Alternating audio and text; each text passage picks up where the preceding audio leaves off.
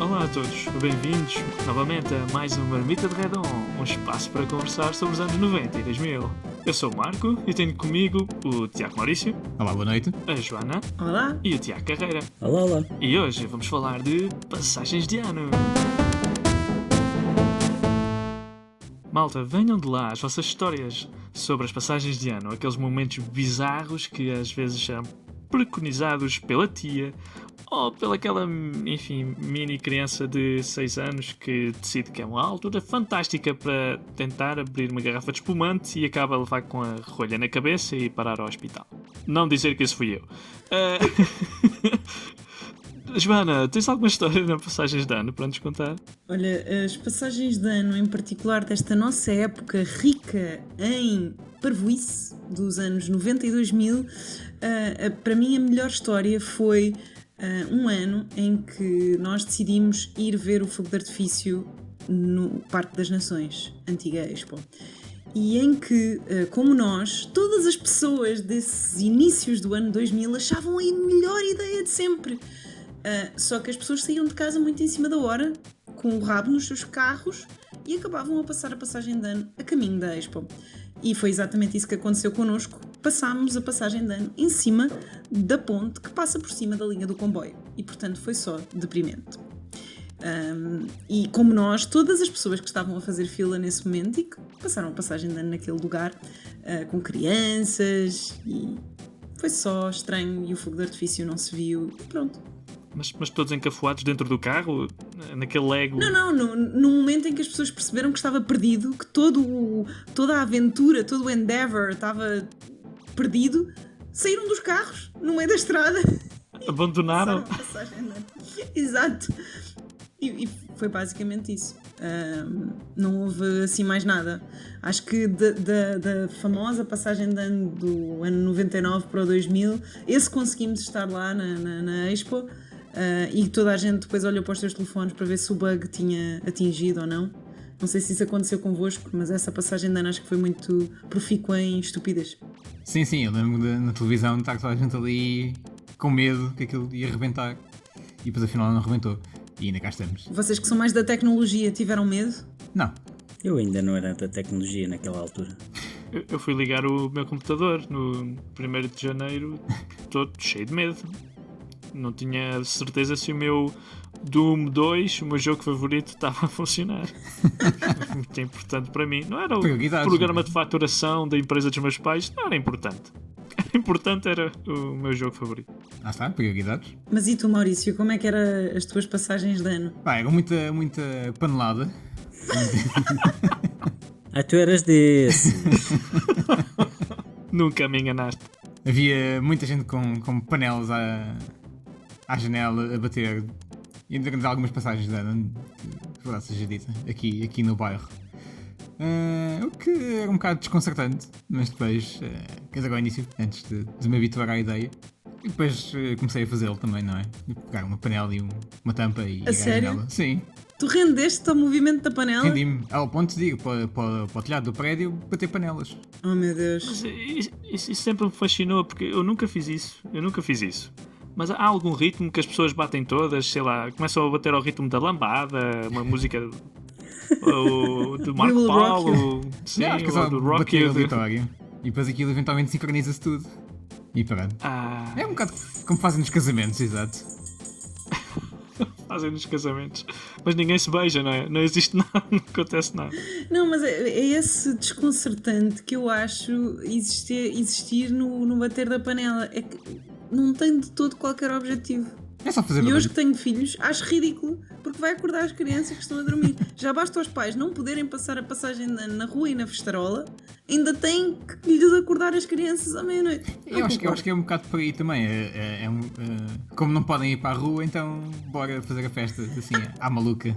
E acordar não, eu sempre associei esse bater panelas à maluquice da minha mãe, que pá, 5 minutos antes da meia-noite dizia: os tachos! E ia a correr buscar uma panela, e ainda por cima ali no bairro não havia muita gente a bater panelas, portanto era a única totó que ia correr para a janela, bater panelas, e a gente só dizia: mãe, pelo amor de Deus. E chegámos a um momento, eu acho que da nossa existência, provavelmente já há mais, no fim dos anos 2000, que quase que fazíamos uma camisa de forças e dizíamos: não, mãe, não vás. E pronto, era isso, era vergonha alheia de ser das poucas pessoas no bairro que ia para a janela bater panelas. Ridículo. Incrível. Ninguém trancava a casa de banho ou escondia os tachos antes da meia-noite. Ninguém trancava a casa de Nós cozinha. queríamos comer, tá? Ah, sim. É Então, importante e comer. tiveram muitas daquelas desilusões do champanhe precoce que saltava fora antes da meia-noite? Ou não? Às vezes era frustrante, quando, assim, quando havia muitos senhores na sala, não é? E aquilo saltava e ficavam todos frustrados porque, pronto, não era antes da meia-noite. Não, You had nunca one houve. job. Nunca... You had one job. E vocês tinham alguma tradição específica para além do champanhe? Nas Sim. vossas famílias ou na vossa maneira de passar a passagem de ano? Se era em algum sítio especial, em casa? Eu tenho uma relacionada com o espumante, que era tentar acertar com a rolha do espumante na cabeça da minha avó. Portanto, o objetivo era, tinha de fazer uma tabela no teto, porque sem tabela é fácil, não é? Então tinha de fazer tabela no teto e depois acertar na cabeça da minha avó. Era uma competição, o meu tio e o meu pai chegaram a participar. E todos os anos tinham, enfim. Mas porque ela já tinha adormecido? Não lembro como é que começou, mas tem assim há justificações. Há justificações, eu não sei quais são. Mas isto para dizer que ainda hoje em dia fazemos piada com isso. A minha avó sai da sala, cada vez que há uma garrafa de espumante, ela vai, foge, e quando ouve o pop, ela volta à sala. Isso já é pavloviano, quer dizer. Sim, já desistiu, sabes? São tantos anos que ela já não está para isso, coitadita. Temos que pôr nas notas deste episódio que nenhuma avó foi magoada no decorrer da execução do episódio. Sim. E tu, Tony, tens assim mais alguma história engraçada que queres partilhar? Não, eu sou uma pessoa muito secante no que toca a passagens de ano. Já tive as passagens de ano típicas com a família, não muito diferente de um jantar de Natal, digamos assim. Todos a olhar para a televisão a ver a passagem de ano da Superboc, com a carica a rodar com o 10, 9, 8.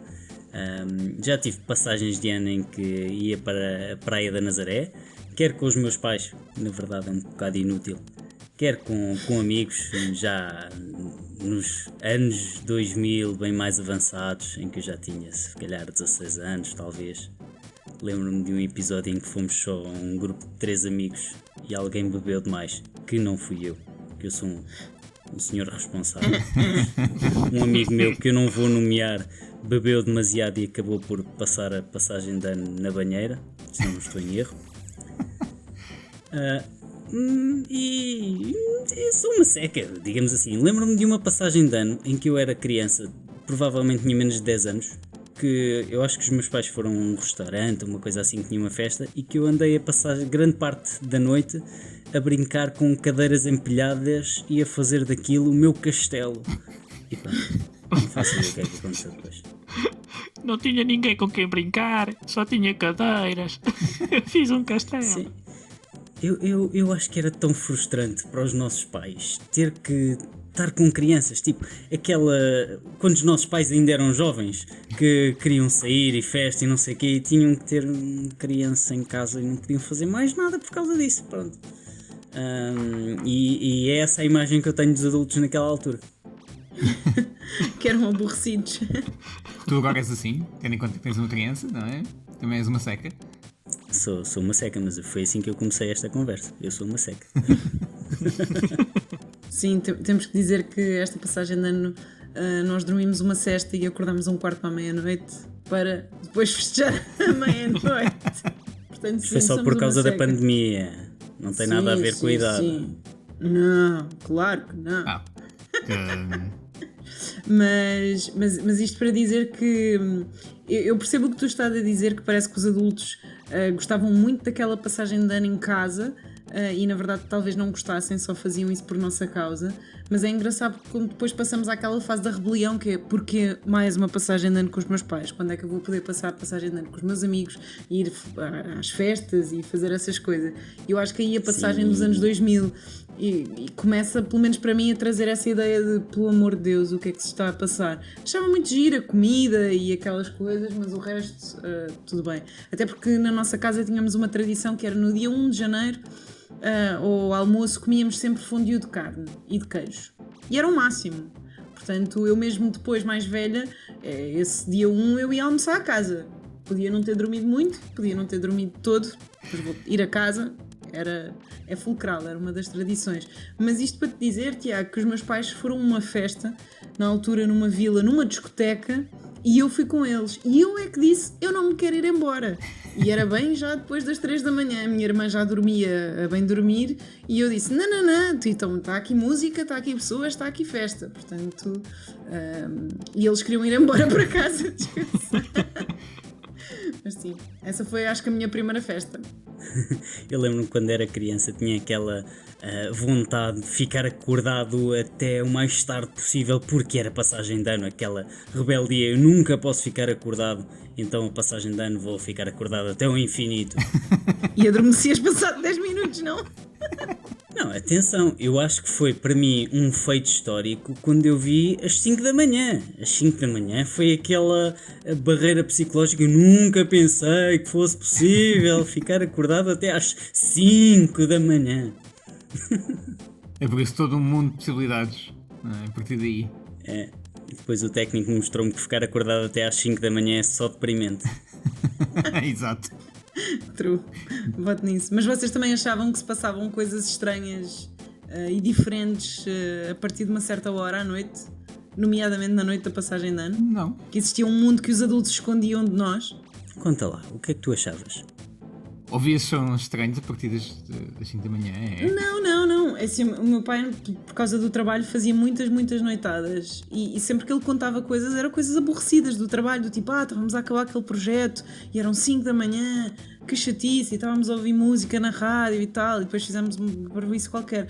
Mas portanto, nunca achei, mas achava que deveria haver uma coisa qualquer para que os adultos, ponto 1, tivessem que ficar a trabalhar à noite, mas em particular na passagem de ano, porque havia sempre festas incríveis e era sempre depois de eu ir dormir, então eu achava que deveria haver um encanto espetacular. Por acaso não bate certo com o nascimento da tua irmã, pois não? Só para... Não, nada disso, nem da minha irmã, nem do meu irmão. Não, nada disso. Não, eu achava era que, quer dizer, tinha que haver festas incríveis para as pessoas deixarem de dormir por causa disso, mas eu também sempre fui mais noctívaga, por isso. Para vocês, noite ou dia, pouco importava. Sim, o que eu me lembro na adolescência é de ver adultos a começar a fazer coisas estranhas, mas é porque estavam a ficar bêbados. Já mais Então para lá. vi, por exemplo, sim, quando, sei lá, o meu tio começava a queimar uma rolha de espumante só para ver o que acontecia no meio da sala. O espírito pirotécnico do teu tio virou de cima. Sim, só estás aborrecido, não é? Tens um monte de pirralhos à tua volta que não param calados. Queimar uma rolha de espumante. E comida? Que comida é que era a vossa comida de eleição na passagem de ano? Comida e roupa? Assim, para terminarmos em grande este episódio. A roupa acho que não era assim nada de muito especial. Não era assim nem sequer era um fato, nem nada. Podia ser assim uma coisa mais pipi, mas tranquilo. Comida. Camarão. Sempre. Aquele camarão grande e guloso, cheio de molho. Camarão Fantástico. tigre. Exato. Havia na minha tradição da minha família, era camarão tigre na passagem de ano. Assim, aquele grande, frito em azeite e alho. Era tão bom. Bolas. Que maravilha. E tu, Tiago Carreira? Eu acho que não tinha nenhuma tradição, não tinha nada, não tinha comida, era aquilo que houvesse. O meu estômago sentia-se feliz com qualquer coisinha. Mas não vestias uma cueca azul para ter boa Era sorte? isso, a cueca azul.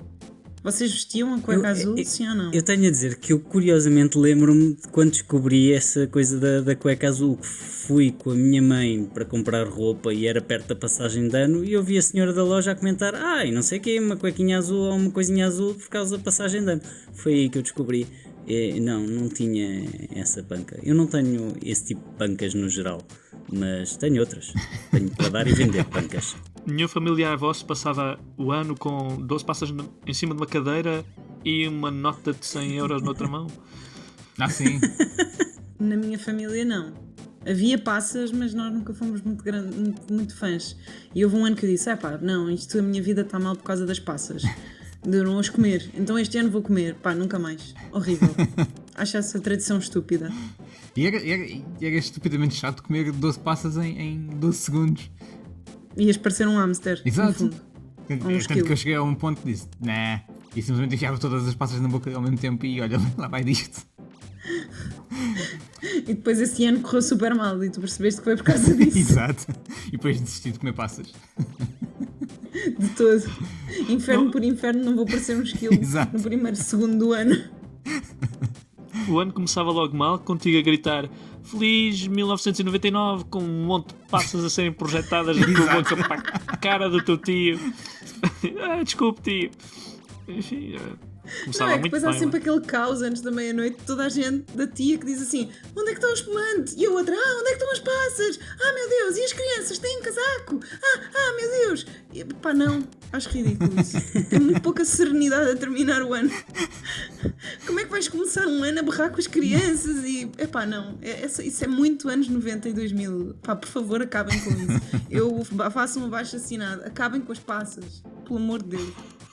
Concordo. Hashtag Abaixa acabem as com as passas. É passas. uma boa forma de terminarmos este episódio. Sim. Adoro. Muito bem, malta. E estas foram as nossas histórias durante a passagem de ano. Se gostaram, por favor, partilhem as vossas histórias no nosso site. E não percam o próximo episódio, porque nós também não.